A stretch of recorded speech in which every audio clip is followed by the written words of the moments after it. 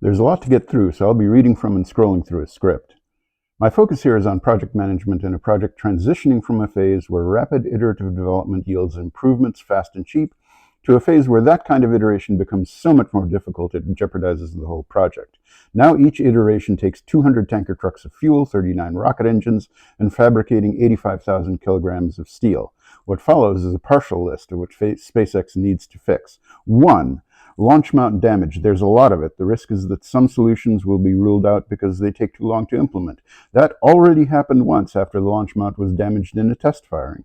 Trying to keep iterations fast is wrong when you already failed to learn from a previous iteration.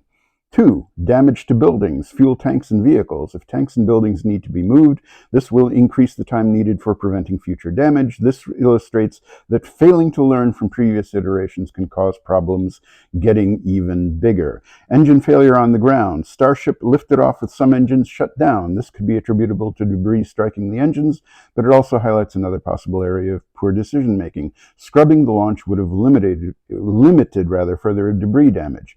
Engine failure in flight. This adds to the concern that 33 Raptor engines, each 3 times more powerful than the Merlin engines, might be too many, too close together, and too energetic an environment. It is possible that the engines that failed later were damaged at launch, but without recovering the engines, confidence in a root cause is sparse, and the quality of decisions about the next launch is compromised. 5. Engine gimbal control failure. Starship tumbled due to a loss of control over the gimbaled engines.